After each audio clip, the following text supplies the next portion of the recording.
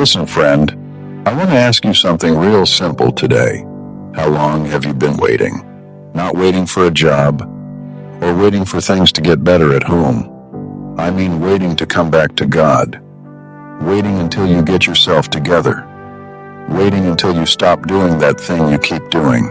Waiting until you feel worthy enough to show up. Maybe it's been weeks. Maybe it's been months. For some of you, I reckon it's been years.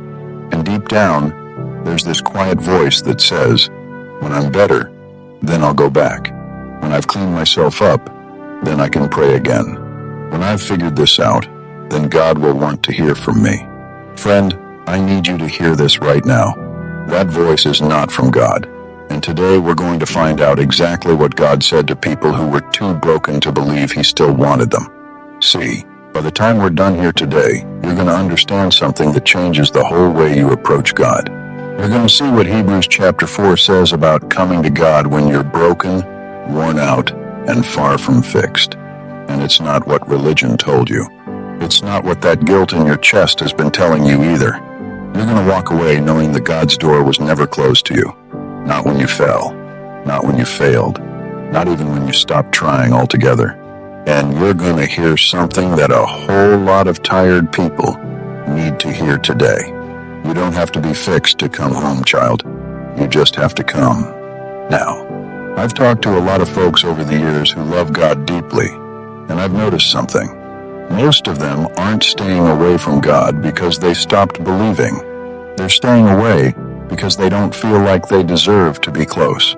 They've built what I call a waiting room in their heart, a place where they sit and tell themselves, I'll go back when I'm ready, when I'm cleaner, when I've dealt with this habit, this anger, this shame, this addiction, this grief that won't go away. Truth be told, some folks have been sitting in that waiting room for so long it started to feel like home. And the tragic thing is this, the very place they're running from is the only place that can actually heal them. They're trying to fix themselves before they go to the doctor. And friend, that's not how the doctor works. You don't clean up before you go to the hospital. You go to the hospital because you can't clean yourself up. I reckon most of us learned this somewhere along the way. Maybe it was a church that made you feel like you had to have it all together before you showed up. Maybe it was a parent who only showed love when you performed. Maybe it was years of religion that taught you God is mostly disappointed in you. And that message took root. Deep root. So now, even when life falls completely apart, when you lose the job, when the marriage breaks, when the grief hits you like a freight train at 3 inches the morning, instead of running toward God, you pull back. Because somewhere inside you still believe you need to deserve Him first. But here's what I want you to sit with for just a moment. If you had to be good enough to come to God, then what exactly did the cross accomplish? Now let's go to Hebrews chapter 4. Because the writer of this letter was speaking to people who were worn out, people who had been through hard things, people who weren't sure God still had a place for them. And in verse 15 he says this, For we do not have a high priest who is unable to empathize with our weaknesses, but we have one who has been tempted in every way, just as we are, yet He did not sin. Did you catch that? Jesus doesn't look down at your weakness from a distance. He's been in it. He knows what tired feels like. He knows what temptation feels like. He knows what it is to carry weight that feels too heavy for one person. And then verse 16, right after reminding you that Jesus understands your weakness, He says this, Let us therefore come boldly to the throne of grace, so that we may receive mercy and find grace to help us in our time of need. Look at that word boldly, not carefully, not quietly, not after you've cleaned yourself up. Boldly. God isn't standing at the door with a checklist. He's standing there with mercy, and He's been waiting for you to stop waiting and just come. Imagine this. A person wakes up one morning and their chest is tight. Their arm is numb. Every sign is telling them something is wrong. But instead of calling for help, they think to themselves, let me just rest a little. Let me see if I can shake this off on my own. I don't want to bother anyone. I'll go to the doctor when I'm feeling a little better. Friend, that is exactly what we do spiritually. We We wait until we feel better to go to the one who makes us better. We wait until we're stronger to go to the source of all strength. We wait until we're worthy to go to the one who makes us worthy. But a hospital doesn't turn you away because you're too sick. It opens the door wider. And God is not a waiting room. He is the emergency room. He is the place you run to when you have nothing left. Not after you've recovered, right now, in the middle of it, with all your mess and all your failure and all your I don't know how to do this still on you.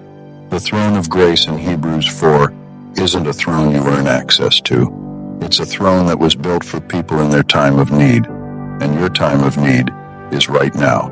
I've been there too, friend. So let me tell you the signs that you've been living in the waiting room. First sign, you haven't prayed in a while. Not because you don't believe, but because every time you start to, that familiar shame shows up and reminds you of all the reasons you don't deserve to be heard. Second sign, you still go through the motions on Sunday. You show up, you sing the songs, you shake the hands, but something in you feels like you're watching from behind a glass wall, present in the room but not really there.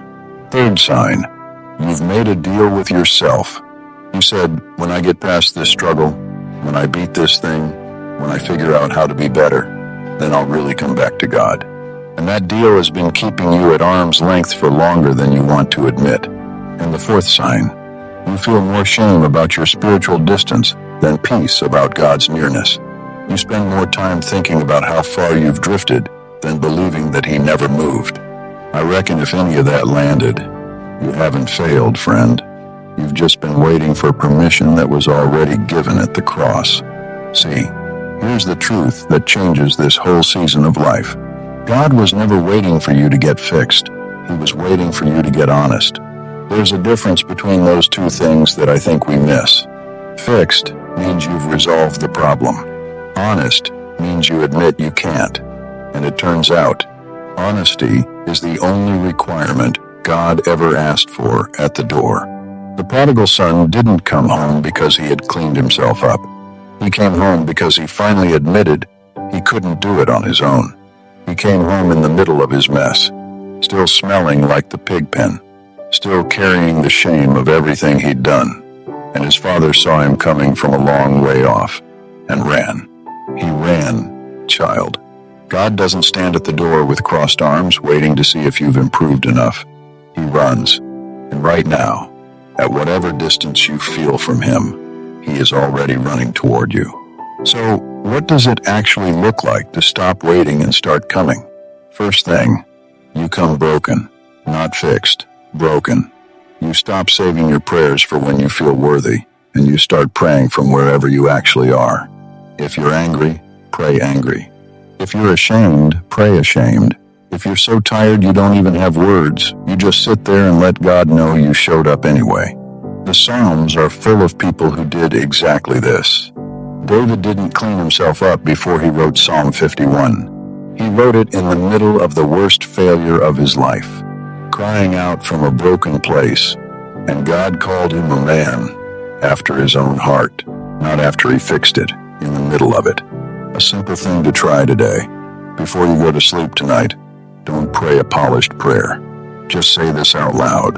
God, I don't have it together, but I'm here, and I'm not going anywhere. That right there is the most powerful thing you've said to Him in a long time. Second thing, you come often, not just in the crisis, not just when you've hit rock bottom and you've got nowhere else to turn. One of the reasons the distance grows so wide is that we only go to God when we need something big, when the job falls through, when the diagnosis comes back bad, when the relationship ends. And because we only go in desperation, we never build the kind of familiarity that makes coming feel natural. The widow in Luke 18 kept coming back, over and over, not because she had it all together, but because she knew where to go. That's what Hebrews 4 means by boldly, not loudly, not perfectly, just consistently, showing up even when you don't feel like it, even when prayer feels dry, even when God feels far. Because here's what I've found. Friend, and a lot of folks have found the same thing. God doesn't feel far because he moved. He feels far because we stopped showing up. And the way back is simpler than we think. You just start showing up again. Third thing, and this is the one that sets people free more than anything else. I know. Come as you are. Not as who you plan to be. Not as who you were before everything fell apart. Not as the version of yourself that has it all figured out. As you are, right now. With the addiction, still there. With the anger, still there. With the grief that hasn't lifted, and the doubt that won't go away, and the shame that sits on your chest every single morning when you wake up. You bring all of it.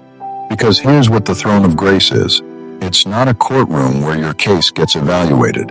It's a place where mercy is handed out freely to people who need it. And the only qualification to receive mercy is to need it. Friend, you qualify. You have always qualified. And every single day you've spent waiting until you were fixed was a day you could have been receiving the grace that was already waiting for you. When you stop waiting and start coming, something shifts that I don't think you're expecting.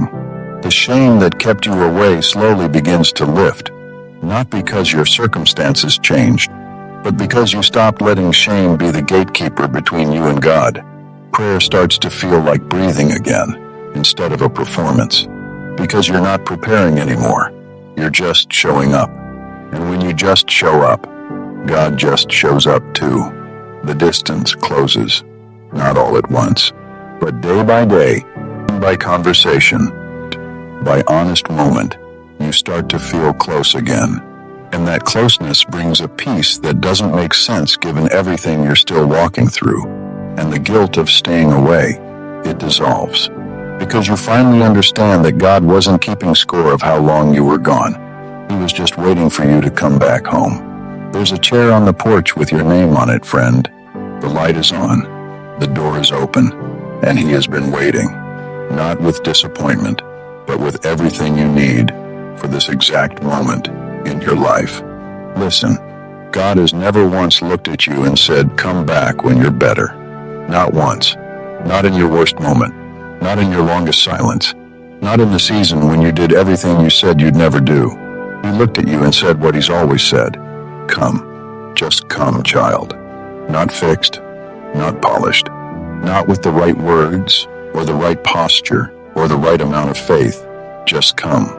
Because the grace waiting for you at that throne isn't the kind you earn. It's the kind that meets you exactly where you are and starts working from there. You have been waiting long enough, friend. You have been sitting in that waiting room, carrying that weight all by yourself for far too long. The door was never locked. It was never even closed. Stop waiting until you're fixed to come to God. You don't have to be fixed to come home. You just have to come. If something in this message gave you permission to stop waiting and start coming back, don't let it pass by, friend. Go to the comments right now and type, "I'm done waiting. I'm coming as I am." Those 6 words might be the most honest thing you've said in a long time. And honesty is always where healing begins.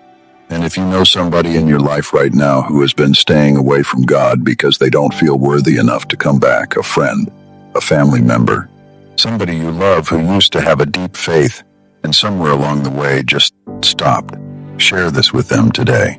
It might be exactly what they needed to hear. I've got more of these simple, quiet, timeless truths coming your way every single week on Faith Plainly. Because God's truth was never meant to be complicated, friend. And his door was never meant to be locked. I'll see you next time.